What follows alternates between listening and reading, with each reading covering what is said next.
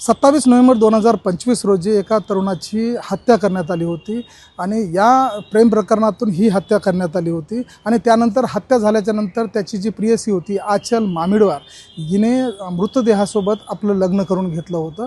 त्यानंतर जे आहे आता जी मुलगी आहे ती मुलगी घर सोडून गेलेली आहे असं म्हणणं जे आहे सक्षम ताटेच्या आईचं म्हणणं आहे आणि त्या संदर्भातच आपल्यासोबत आचल मामिडवार आपल्यासोबत आहेत। काय सांगशील?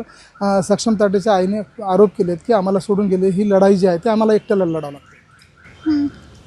खरं तर मी एकदम प्रामाणिकपणे त्यांच्या घरी गेले होते, परंतु काही दिवसांनी सक्षमचा भाऊ माझ्यासोबत थोडा म्हणजे वेगळ्या पद्धतीने वागत होता, मला बॅड टच करत होता, असं बोलत होता काही। तर मी त्याच्या घरच्यांना सांगितलं होतं की त्याचा भाऊ माझ्यासोबत असं वागत आहे, त्याचा लहान भाऊ। तर कोणीच माझ्यावर विश्वास केलेला नाही, त्याच्या मम्मीनं नाही, आजीनं नाही, त्यांच्या अंकलनं नाही, कोणीच विश्वास केलेला नाही। तर मला असं वाटलं की पुढे चालून अजून काही गलत होईल आणि तेव्हा पण कोणीच आपल्यावर विश्वास करणार नाही, यापेक्षा आत्ताच आपण आपल्या घरी गेलेलं बरं। आणि त्यासाठी मी माझ्या घरी निघून आलेली आहे आणि ते बोलत आहेत की त्यांनी मला माझ्या घरी आणून सोडलं किंवा मी त्यांच्या घरातून पळून आलेली आहे माझ्या आजीच्या तब्येतीचा बहाणा करून वगैरे। पण हे असं काहीच नाही आहे। मी पोलीस परमिशननं आलेली आहे। मी अर्चना पाटील मॅडमपर्यंत तिथे सक्षमच्या घरी मी होते त्या टाईमला, जे गार्ड होते सिक्युरिटी गार्ड मॅडम, तर मी त्यांना सांगितलं होतं की असा मेसेज मॅडमपर्यंत पोहोचवा, मला मॅडमला बोलायचं आहे आणि असा प्रॉब्लेम मला इथे होत आहे। सो त्यांनी मॅडमला सांगितलं, मॅडमने एका दिवशी मला बोलवलं आणि तिथे बोलवल्याच्यानंतर मी त्यांना सांगितलं माझा प्रॉब्लेम, मला घरी जायचं आहे असं मी त्यांना सांगितलं आणि ते बोलले ठीक आहे तुझ्या घरी जा बोलले। मग त्यांची परमिशन घेऊन आणि SP सरांना भेटून SP सरांची परमिशन घेऊन मी माझ्या घरी परतले आणि मला सोडण्यासाठी यांचे कर्मचारी आलेले होते, पोलीस। बरं, आत्ता कुणासोबत राहतेस, कसं राहतेस, काय करतेस? मी आता सध्या माझ्या आजीसोबत राहते, माझ्या पप्पाच्या आईसोबत, आणि सध्या तर काही करत नाही आहे शिक्षण वगैरे। एकूणच तुला काय म्हणजे दुःख वाटलं आईने, सक्षमच्या आईने आरोप केल्यामुळे? काय भावना आहे? हे पहा, मी तर एकदम प्रामाणिकपणे तिथे गेले होते, त्यांनी माझ्यावर थोडा तरी विश्वास ठेवायला पाहिजे होता आणि उलट त्यांच्या मुलाची इज्जत वाचवण्याकरिता त्या छोट्या मुलाची ते मला बदनाम करत आहेत। असं पळून गेली वगैरे असं सांगणं योग्य आहे का? मी खरंच पळून गेलेले नाही आहे, पोलिसांच्या परमिशनने गेलेले आहे मी, आणि ते बोलत आहेत की मी त्यांच्या कॉन्टॅक्टमध्ये नाही वगैरे। पण जेव्हा त्यांच्या कॉल डिटेल्स तुम्ही काढताल तेव्हा समजून जाईल ना की म्हणजे ते माझ्या कॉन्टॅक्टमध्ये होत्या, त्यांच्याकडूनच मला जास्तीत जास्त कॉल होते। सक्षमच्या वडिलांचा सुद्धा मृत्यू झालेला आहे, त्याचा सुद्धा आरोप तुझ्यावर करतायत, त्या संदर्भात काय वाटतं?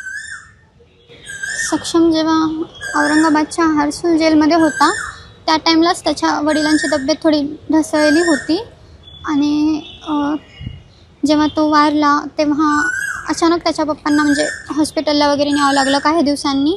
तर असं कळालं मेडिकल रिपोर्ट्समध्ये की त्यांचे जे इंटेस्टाईन्स आहेत ते पूर्णपणे खराब झालेले होते ड्रिंक करून। बस एवढंच। मेडिकल रिपोर्ट्स अजूनही असतील त्यांच्या घरी तर समजून जाईल सर्वांना। म्हणजे तुझं म्हणणं आहे की ते जे प्रॉब्लेम होते, शारीरिक प्रॉब्लेम होते, त्यामुळे त्यांचा मृत्यू झाला, तुझ्या टेन्शनमुळे नाही? हो, हे सत्य आहे ना। माझ्या टेन्शनमुळे कशाला जाईल त्यांचा जीव? कारण जेव्हा समज आली तेव्हा जर कोणाला एवढं जीव लावला तर ते फक्त सक्षम आहे। तर पुढे आयुष्यामध्ये काय करायचं, तुला काय शिकायचं, काय वाटतं? सध्या मी शिक्षणाचा काही विचार केलेला नाही आहे, कारण लोकांना असं वाटतंय की सरकारी नोकरी मला मिळाली नाही, पैसा भेटला नाही म्हणून असं झालं किंवा मी पैसा घेऊन पळून आली। हे बघा, मला त्यांच्या पैशाशी काहीच मतलब नाही आहे किंवा मला नोकरी वगैरे काहीच पाहिजे नाही आहे। मी अशीच लाईफ माझी जगू शकते एकटी राहूनसुद्धा, किंवा असं पण मला नको आहे कोणाचा पैसा, नोकरी, काहीच नको असं। आता काय सांगशील घरच्यांना, काय सांगते सक्षमच्या घरच्यांना, काय आवाहन करशील? बस एवढंच बोलायचं आहे की असं बदनामी करू नका, खोटं फैलवू नका, कारण मी असं त्याच्या भावाच्याबद्दल असं काही मीडियासमोर बोलणार नव्हते, परंतु त्यांनी असं फेक न्यूज दिल्यामुळे मला बोलावं लागलं हे सर्व। कारण मला एवढंच वाटायचं की मी सक्षमवर एवढं प्रेम केलेलं आहे आणि अजूनही करते, तर त्याच्या भावाची बदनामी मी कसं करू शकते? कारण की जर त्याच्या भावाच्याबद्दल मी असं लोकांना वाईट सांगितलं तर लोकांना काय वाटेल की हे दोघंही भाऊ सारखेच आहेत असं वाटते। त्यासाठी मी मनामध्ये इतके दिवस हे गोष्टी दाबून ठेवल्या होत्या, पण त्यांनी मला मजबूर केलं हे सर्व बोलण्यासाठी।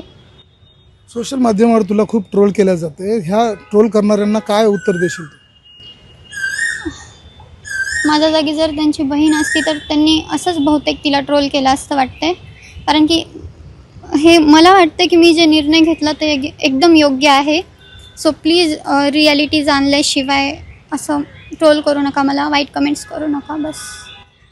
तर ही होती आचल मामेडवार, ज्या तरुणाची जे हत्या करण्यात आली होती ही त्याची प्रियसी आहे. आणि आता सध्याला सोशल माध्यमांवर जे ट्रोल केलं जाते त्यांनासुद्धा तिनं उत्तर दिलं आहे की असं खरी गोष्ट जाणून घेतल्याशिवाय कोणीही ट्रोल करू नये. कॅमेरामॅन गिरीशसह प्रवीण खंदारे, जय महाराष्ट्र, नांदेड.